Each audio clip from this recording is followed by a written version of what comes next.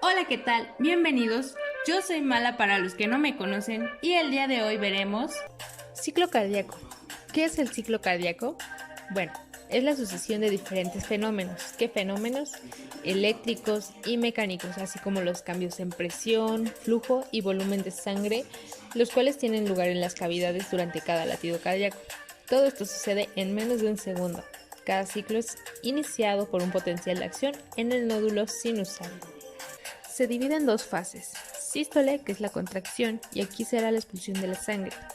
Diástole, que es la relajación, y aquí será llenado el corazón. Es como abrir y cerrar la mano. Al cerrar es sístole y al abrir sería diástole. Sístole y diástole, cuando no se especifica de otra forma, se refiere a la contracción y relajación ventricular. Bueno, recordemos que el corazón tiene 4 válvulas cardíacas. Las válvulas AV o auriculoventriculares, que corresponden a la tricúspide y mitral, y las semilunares o sigmoideas, que serían la pulmonar y aórtica. El cierre de estas válvulas es lo que produce los tonos o ruidos cardíacos conocido como loop-dub. Generalmente son llamados S1 y S2, pero también encontramos S3 y S4, pero lo veremos después. S1 o primer ruido será por el cierre de las válvulas AV y el segundo por el cierre de las válvulas semilunares. Las válvulas AV se abrirán y cerrarán según los gradientes de presión. La sangre fluye de mayor a menor presión. La contracción aumenta la presión dentro de una cámara mientras la relajación disminuye. Un detalle importante es que la duración del ciclo cardíaco es inversamente proporcional a la frecuencia cardíaca. Mientras mayor sea el número de latidos por minuto, menor va a ser la duración del ciclo cardíaco. La sístole y la diástole tienen sus fases y se van a manejar presiones y volúmenes. El fase del ciclo cardíaco, como ya lo dije, se divide en sístole y diástole. Diástole se va a dividir en llenado ventricular, que se va a tener el llenado rápido o la diástasis, también llamado llenado lento. Estos son llenados pasivos y está la sístole auricular, que es el llenado activo. En la sístole va a estar la contracción isovolumétrica, la eyección ventricular y la relajación isovolumétrica. Bueno, empecemos. El llenado ventricular. Bueno, este se divide en dos fases. En otras literaturas lo dividen en tres, agregando la sístole auricular, pero aquí se van a dividir en las dos. La fase de llenado rápido es un periodo protodiastólico, que es la primera fase de la diástole. Aquí las aurículas están completamente llenas de sangre. Esto quiere decir que la presión de las aurículas supera la presión de los ventrículos. Y pues de esta manera, las válvulas AV se abren y fluye la sangre hacia los ventrículos. Se llena hasta un 70% de sangre. Y pues es un flujo pasivo gracias al gradiente de presión. Después está la fase de llenado lento, o también conocido como diástasis o periodo mesodiastólico. Aquí la sangre de las venas pasa directamente a los ventrículos y los llena un 10% extra. Y aquí el ventrículo está lleno un 80%. La siguiente fase es la sístole auricular o telediástole. Tele significa el final, o sea, el final de la diástole. Aquí es un llenado activo, ya que inicia la contracción de la aurícula, gracias al potencial de acción, haciendo un cambio en el gradiente de presión. Durante la sístole auricular se contrae la aurícula para pasar la sangre que faltaba, ¿se acuerdan? Teníamos ya el 80% en los ventrículos en la fase de llenado, así que es el 20% que contrae la aurícula. El paso de la sangre desde la aurícula al ventrículo durante la contracción completa el periodo de llenado ventricular y pues así concluye el volumen en el ventrículo. Al final del llenado vemos que los ventrículos están completamente llenos de sangre y esta sangre son 120 milímetros aproximadamente. Se le dice volumen telediastólico, ya que se refiere al volumen que está al final de la diástole. Contracción isovolumétrica es el comienzo de la sístole. Aquí inmediatamente, después del comienzo de la contracción ventricular, se produce un aumento súbito de la presión de los ventrículos. Esto quiere decir que es mayor a la de las aurículas. Entonces lo que sucede es que las válvulas a veces cierran al principio y de esta fase, y es por eso que escuchamos el primer ruido cardíaco. Lo característico de esta fase es que el ventrículo aumenta su tensión, o sea que ya está listo para contraerse, pero no lo hace, Porque hay un acortamiento nulo o escaso de las fibras musculares. Es por eso que se llama isovolumétrica. Iso es igual y volumétrica volumen, porque el volumen de sangre se mantiene durante la contracción isométrica. Ahora sigue el periodo de eyección. Es donde realmente los ventrículos se contraen.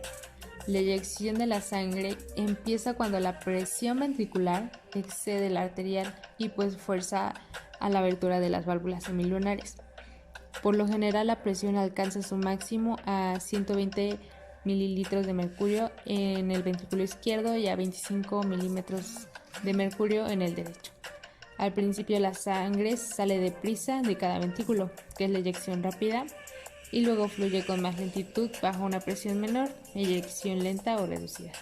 Como analogía, supongamos que se agita una botella y luego se le quita la tapa. Al principio botará con rapidez a una presión elevada y luego se escurrirá a una presión menor. Aquí, del 100% de sangre que se encontraba en el ventrículo, que se denomina volumen telediastólico, únicamente el 60% será eyectado en las arterias, y este porcentaje se conoce como la fracción de eyección, que en otras palabras es la fracción de volumen telediastólico expresado en porcentaje. A medida que los ventrículos se vacían durante la sístole, el volumen disminuye aproximadamente 70 mililitros, que se denomina volumen sistólico. Ahora sigue la relajación isovolumétrica, que es el comienzo de la diástole. Al final de la sístole comienza súbitamente la relajación ventricular, lo que permite que las presiones intraventriculares disminuyan rápidamente y la mayor cantidad de sangre la mantienen las arterias. Entonces, la presión de las arterias será mayor a la de los ventrículos. La sangre tratará de regresar al corazón, pero con la ayuda de las válvulas, estas se van a cerrar y es aquí donde escuchamos el segundo ruido cardíaco, S2. El músculo cardíaco se relaja, el volumen se mantiene constante, dando así lugar a la relajación isovolumétrica. El volumen restante que queda en cada uno de los ventrículos, aproximadamente 40-50 mililitros, se denomina volumen telesistólico. Bueno, eso fue todo lo del ciclo cardíaco. Pero, ¿por qué es importante que cada ventrículo eyecte la misma cantidad promedio de sangre y qué sucede si un ventrículo eyecta más que el otro en un periodo extendido? Bueno, si el ventrículo derecho bombea más sangre a los pulmones de la que el izquierdo puede manejar en el regreso, pues la sangre se acumulará en los pulmones y pues causa hipertensión pulmonar, edema y riesgo de ahogamiento con el líquido corporal. Los primeros signos es la disnea, la cianosis y la fatiga. Si el ventrículo izquierdo bombea más sangre que el derecho, la sangre se acumulará en el circuito sistémico, pues generando hipertensión y edema sistémico extendido. Presenta hepatomegalia, ascitis, ingurgitación yugular y pues edema en las extremidades inferiores. Y pues la acumulación de líquido en cualquier circuito debido a la insuficiencia del bombeo ventricular se llama insuficiencia cardíaca congestiva. Y pues ya tenemos como resumen que la sístole auricular tiene una presión en las aurículas mayor que en los ventrículos. La sangre va a ir de aurícula hacia ventrículo. Aquí hay un llenado del 20% en el ventrículo. Las válvulas AB van a estar abiertas y las válvulas sigmoideas van a estar cerradas. Después, en la sístole ventricular isovolumétrica, pues la presión de los ventrículos va a ser mayor a la de las aurículas. Aquí la sangre se va a encontrar en los ventrículos. El volumen telediastólico va a ser de 120 mililitros. Aquí las válvulas van a estar cerradas y las AP también. Por eso se va a escuchar el primer ruido. Después tenemos la sístole ventricular o eyección, que aquí la presión va a ser mayor en los ventrículos que en las arterias. La sangre va a ir de los ventrículos hacia las arterias y aquí va a quedar el volumen sistólico, que son 70 mililitros. Las válvulas AB van a estar cerradas y las AP van a estar abiertas. Después, la diástole ventricular isovolumétrica. En la presión, las arterias van a tener mayor presión que en los ventrículos, la sangre va a ir hacia las arterias, el volumen telesistólico va a ser de 50 mililitros, las válvulas AB van a estar cerradas y las AP también van a estar cerradas, por eso se va a escuchar el segundo ruido cardíaco. En la diástole va a estar el llenado ventricular, Aquí la presión va a ser mayor en las aurículas que en los ventrículos, la sangre va a fluir de las aurículas hacia los ventrículos. El llenado aquí va a ser del 80% y las válvulas auriculoventriculares van a estar abiertas y las AP van a estar cerradas. Bueno, y en los volúmenes va a estar el volumen telediastólico, que son 120 mililitros, que es la cantidad de sangre que se encuentra en el ventrículo al final de la diástole.